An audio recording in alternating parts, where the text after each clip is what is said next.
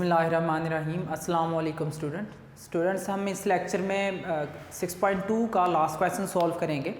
Question की statement हमारे पास क्या है, find an equation of code of contact.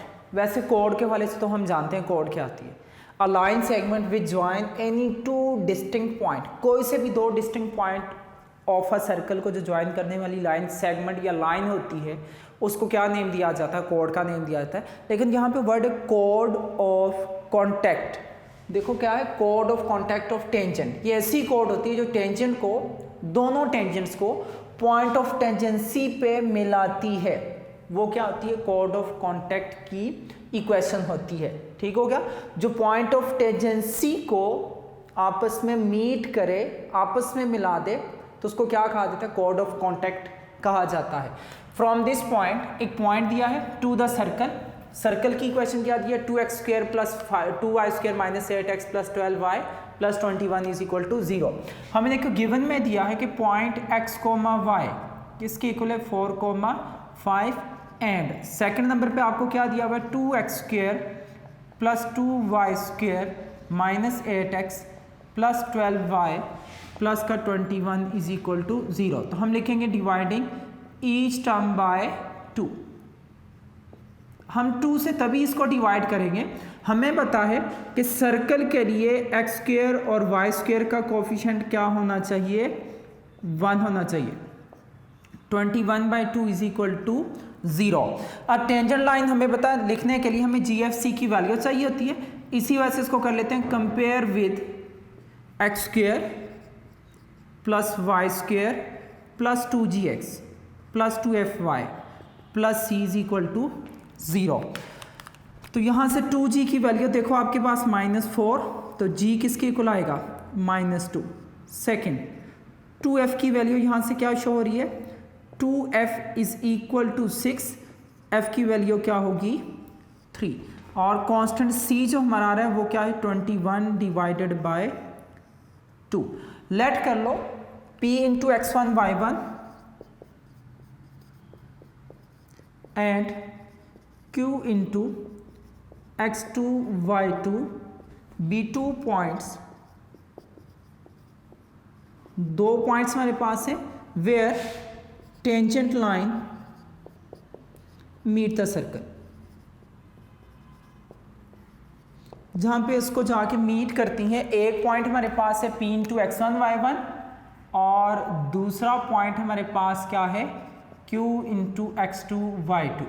अब अगर ये दो पॉइंट्स बनते हैं तो इन दो पॉइंट से हमें क्या मिलेगी, x1 y1 से भी टेंजेंट लाइन मिलेगी और x2 y2 से भी टेंजेंट लाइन मिलेगी। देन इसके बाद हम क्या करेंगे, then tangent line from p into x1 y1 is, यहाँ से हमारे पास टेंजेंट लाइन जो ड्रा की जाएगी, हम पढ़ चुके हैं कि कैसी इक्वेशन होती है, x(x1) y into y1 plus g into x plus x1 plus f into y plus y1 plus c is equal to 0। अब देखो हमें किस किस की वैल्यू पता है, हमें x y की वैल्यू पता है 4, 5, g की वैल्यू पता है, f की वैल्यू पता है, c की वैल्यू पता है। तो वो टेंजेंट लाइन जो x1 y1 से गुजर रही थी उसकी इक्वेशन आ जाएगी। अब यहाँ पे हम क्या करेंगे, पुट कर लेंगे x, y is equal to 4, 5 और इसके साथ साथ g is equal to -2, f की जगह पे 3 और कांस्टेंट c की जगह पे 21/2। तो हमें इक्वेशन क्या मिलेगी, x इंटू x की जगह पे क्या होगा, 4 into x1 plus 5 into y1 plus g into x plus x1 का mean 4 into x1 plus g की जगह पे क्या पुट करेंगे, -2 और f की जगह पे क्या वैल्यू पुट की जाएगी, 3 into y plus y1 plus 21/2 is equal to 0। Equation क्या बनेगी, 4x1 5y1 माइनस का 8 माइनस 2x1 प्लस का 15 plus 3y1 plus 21/2 is equal to 0। आप x1 को इकट्ठा करोगे तो आपके पास क्या मिलेगा, 2x1 5 प्लस 3 प्लस का 8y1 माइनस का 8 प्लस का 15, तो ये टोटल कितना बन जाएगा, प्लस का 7 प्लस का 21/2 इज इक्वल टू, हमें यहाँ से नज़र आ रहा है कि सारी वैल्यू का एलसीएम 2 होगा। जब हम 2 एलसीएम करेंगे तो हमें फर्स्ट नंबर पे क्या मिलेगा, 4x1 plus 16y1 plus 14 plus 21 is equal to 0। ये 2 डिवाइड तो मल्टीप्लाई होगा, तो ये पॉइंट x1 y1 से जो टेंजेंट लाइन ड्रा की जाएगी उसकी इक्वेशन हमारे पास आ जाएगी। ये कहाँ पे है, x1 y1 के ऊपर। सेकंड हमें क्या नजर आ रहा है, नाउ टेंजेंट लाइन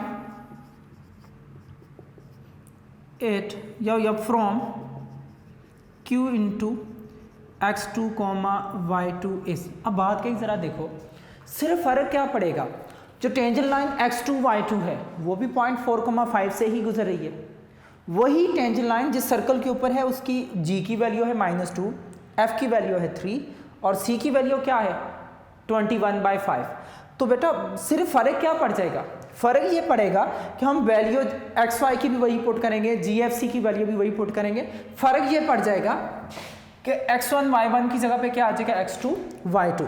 तो हमें tangent line now from q into x2 y2 tangent line is क्या हो जाएगी 4x2 प्लस 16y2 प्लस का 35 इज इक्वल टू 0।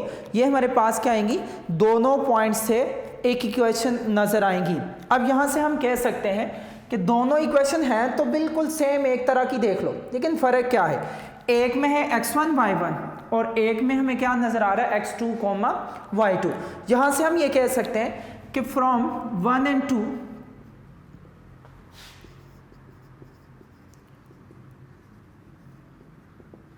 हम क्या कह सकते हैं इक्वेशन 1 और 2 से कि p into x1 y1 and q into x2 y2 lies on, किसके ऊपर लाइज कर रहा है, द लाइन,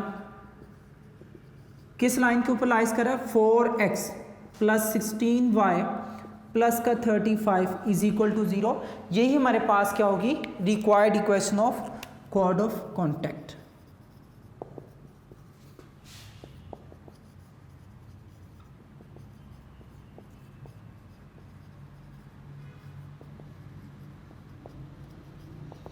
अब ये कोड ऑफ कॉन्टैक्ट की इक्वेशन क्यों है, आप जरा एक चीज़ का याद देखो, यहाँ पे ये जो कोड ऑफ कॉन्टैक्ट की लाइन है, क्या ये दोनों पॉइंट x1 y1 से गुजर रही है, नहीं गुजर रही, ये दोनों से गुजर रही है। अगर ये लाइन दोनों में से गुजर रही है तो क्या ये दोनों पॉइंट को सेटिस्फाई करेगी या नहीं करेगी। अगर ये दोनों पॉइंट्स को सेटिस्फाई करेगी तो हमें कौन सी लाइन यहाँ पे मिली है जो दोनों पॉइंट्स को सेटिस्फाई कर रही है, कौन सी है, 4x plus 16y plus 35 is equal to 0। तो हमें यहाँ से फिर पता चल गया कि इन दोनों की जो लाइंस हमें मिली थी उन दोनों का कॉमन पॉइंट था, सिर्फ फ़र्क क्या था, x1 y1 और x2 y2 थी तो बिल्कुल एक जैसी इक्वेशन। तो यहाँ से हमें पता चलता है कि ये दोनों लाइंस पॉइंट में से जो गुजरती हैं वो x1 y1 से हैं, लेकिन लाइन क्या है 4x plus 16y plus 35 is equal to 0।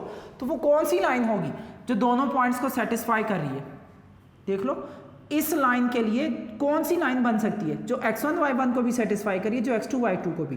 तो सिर्फ हमें जो नज़र आ रही है वो कौन सी, कोड ऑफ कॉन्टैक्ट की वो लाइन है जो दोनों पॉइंट को वहाँ से सेटिस्फाई कर रही है। अगेन मैं आपको बता रहा हूँ, equation of code of contact निकालनी है जो 4,5 से सर्कल पे ड्रा की जा रही है। पॉइंट है 4,5 एक्स वाई, सर्कल के लिए हमने इसका कोएफिशिएंट 1 बनाने के बाद कंपेयर करके GFC की वैल्यू निकाली ताकि हम जो सर्कल के ऊपर पॉइंट x1 y1 है क्वेश्चन 1 की तरह कि जो पॉइंट सर्कल के ऊपर है x1 y1 उसकी टेंजेंट लाइन लिख सकें। हमें GFC की वैल्यू भी पता है, XY की वैल्यू भी पता है, जब हमने पुट किया तो वो टेंजेंट लाइन आ गई। सेकेंडली हमें सर्कल के ऊपर जो point Q into x2 y2 है उसकी टेंजेंट लाइन ड्रा करनी है।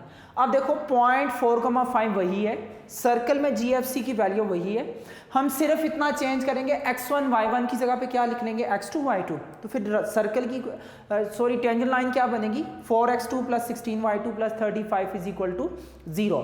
यहाँ से हमें एक बात नजर आती है, दोनों एक जैसी अगर लाइंस हैं तो यहाँ से एक बात नजर आती है कि अगर मैं इसको x1 y1 को x2 y2 को खत्म करके xy करूँ तो तो हमें क्या नजर आ रहा है कि ये दोनों पॉइंट सिर्फ इस लाइन के ऊपर थे। कौन सी? 4x + 16y + 35 = 0। क्यों? इसमें अगर मैं x1 y1 पुट करूं तो ये लाइन बन जाती है, इसमें x2 y2 पुट करूं तो सेकंड लाइन बन जाती है। तो जो लाइन दोनों पॉइंट्स को सेटिस्फाई कर रही है तो वो कौन सी है? देखो ये जो टेंजेंट लाइन 1 मैं इसको अगर कह दूं ये तो एक पॉइंट से गुजरी है, टेंजेंट लाइन 2 कह दूं ये भी तो एक पॉइंट से गुजरी है। जो दोनों पॉइंट से गुजर रही है वो कौन सी है? कोड ऑफ कॉन्टैक्ट है या नहीं? तो देखो ये वाली लाइन अगर दोनों पॉइंट में से गुजर रही थी, जो हमें शो भी कर रहा है कि हम x1 y1 पुट करेंगे तो फर्स्ट बन जाएगा, x2 y2 पुट करेंगे तो सेकंड बन जाएगा। तो इसका मीन ये जो लाइन है अगर ये दोनों पॉइंट से गुजरती है तो ये कौन सी लाइन है? कोड ऑफ कॉन्टैक्ट की ही है। वो कोड ऑफ कॉन्टैक्ट वाली लाइन है जो दोनों को सेटिस्फाई कर रही है। ठीक हो गया? इसको अच्छी तरह से सॉल्व कीजिएगा। ये हमारा 6.2 का लास्ट क्वेश्चन था। इसके नीचे कुछ जो कंडीशंस हैं 264 पे, वहाँ पे देखो analytical proof of important properties of a circle, circle की प्रॉपर्टीज, अलाइन सेगमेंट प्रूफ के ऊपर, थ्योरम 1 के ऊपर देखो a line segment whose end point lies on the circle is called chord. हम कहते हैं कि a line segment joining any two distinct point on the circle is called chord. बात वही है। A diameter of circle is a chord containing the centre, या हम कहते हैं अ cord which passes through the centre of the circle is called diameter. थोड़ा wording को change किया, ये एमसीक्यू के लिए कीजिएगा। इसके बाद देखो नीचे लिखा length of the diameter of the circle double of the radius होती है। अब सर्कल क्या है? x² + y² = r² होना चाहिए। अब r की जगह पे लिखा है a, तो डायमीटर क्या होगा? 2a हो जाएगा, 2r की बजाय। ये एमसीक्यू के लिए स्टेटमेंट सिर्फ देखनी है, अब स्मार्ट सिलेबस का हिस्सा नहीं है। थ्योरम 2 है 265 पे, perpendicular draw from the centre of the circle on a chord bisect the chord. 10th class में हमने थ्योरम किया था कि perpendicular from the centre of the circle on a chord bisect it. ये उसी थ्योरम की बेटा स्टेटमेंट को थोड़ा सा चेंज किया गया है, बाकी ये एमसीक्यू के लिए आ सकता है। पेज नंबर 266 पे जो थ्योरम है, perpendicular bisector of any chord of a circle passes through the centre of the circle. जो हमारे पास थ्योरम था 10th क्लास का, यूसी की स्टेटमेंट को थोड़ा सा चेंज किया गया इसमें भी। इसके बाद 267 पे थ्योरम नंबर 4 जो है, the line segment the line joining the centre of the circle to the mid point of a chord is perpendicular to the chord. ये भी वहाँ पे थ्योरम है, लेकिन अमूमन वहाँ पे करवाया नहीं जाता कि हम 2 चैप्टर के ही करते हैं। इस स्टेटमेंट को भी याद रखिएगा कि अगर हम सर्कल के सेंटर से किसी भी कॉर्ड के ऊपर परपेंडिकुलर ड्रा करें तो बेटा वो हमेशा उसको बाइसेक्ट करेगी। मीन अगर ये कॉर्ड है, अगर मैं सेंटर से परपेंडिकुलर ड्रा कर लूँ तो बेटा ये कॉर्ड को 2 इक्वल पार्ट्स में डिवाइड कर लेगा, जिसको बाइसेक्ट का नाम दिया जाता है। 268 पे congruent chord of a circle are equidistant. हमें 10th क्लास में थ्योरम पढ़ा था, if 2 chord of a circle are congruent then they are equidistant from the centre. या ऐसे पढ़ा था, इसका रेसिप्रोकल भी था, कन्वर्स थ्योरम था। If 2 chord of a circle are congruent then they are equidistant. तो इसका क्या है? Congruent chord of a circle are equidistant from the centre of the circle. फिर पेज नंबर 269 पे है, show that the measure of the central angle of minor arc is double then the measure of the angle subtended by the corresponding major arc। ये भी 10th class में theorem की statement है।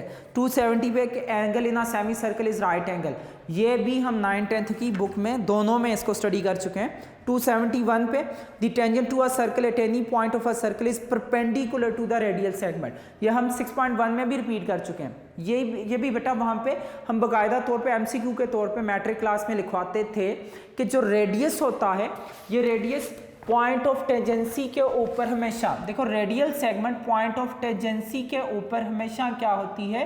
Perpendicular होगा। Radius point of tangency पे perpendicular होगा। इन conditions को आपने एमसीक्यू के तौर पे याद रखना है। 6.3 कंप्लीट स्मार्ट सिलेबस का हिस्सा नहीं है, लेकिन इसको बस इतना सा याद रखना है, जैसे एमसीक्यू के तौर पे कि the normal line of a circle, जब मैं डिस्कस भी कर चुका हूँ, always passes through the centre of the circle. आगे क्या है? Prove that the straight line draw from the centre perpendicular to the tangent passes through the point of tangency. तो पॉइंट ऑफ टेंजेंसी से जो परपेंडिकुलर लाइन हो वो normal होती है, वो सेंटर से गुजरती है। अगर आप सेंटर से परपेंडिकुलर करोगे बेटा वो भी नॉर्मल लाइन ही की तरह होगी, वो तभी पॉइंट ऑफ टेंजेंसी में से पास आउट करेगी। Prove that the mid point of hypotenuse of a right triangle is circum centre of the triangle. ठीक हो गया, ये सारी एमसीक्यू की कंडीशन के लिए याद रखिएगा। हमारा सर्कल का टॉपिक यहाँ पे 6.3 पे आके एंड होता है, लेकिन ये स्मार्ट सिलेबस का हिस्सा नहीं है। एमसीक्यू के तौर पे आप लोगों ने इनकी स्टेटमेंट को ज़रूर अपने माइंड में रखना है। अब जो एंटी टेस्ट की तैयारी करें उनको खुद इस चीज़ का अंदाज़ा हो गया होगा कि हमने जो स्मार्ट सिलेबस के अकॉर्डिंग पढ़ा था वो चीज़ नहीं है, हम अब एंटी टेस्ट में सब कुछ करना पड़ेगा। एमसीक्यू के लिए भी टॉपिक में से कुछ भी आ सकता है। क्वेश्चन बेटा आपके कम हुए, क्वेश्चन के अलावा टॉपिक में से एमसीक्यू कुछ भी पूछा जा सकता है। अपने कॉन्सेप्ट अच्छी तरह से क्लियर रखिएगा ताकि आप लोगों को बाद में एमसीक्यू के हवाले से कोई प्रॉब्लम ना रहे। स्टेटमेंट ज़रूरी देखनी है क्वेश्चंस की। उमूमन ये जो थ्योरम्स की हैं ये कभी कभार एमसीक्यू में आ जाती है चैप्टर 6 के हवाले से, इनको बेहतर तरह से याद रखिएगा। हमारा लेक्चर यहाँ तक ही था। नेक्स्ट लेक्चर में इंशाल्लाह आपसे मुलाकात होगी। तब तक के लिए अल्लाह हाफिज़। अस्सलामु अलैकुम रहमतुल्लाहि व बरकातुहू।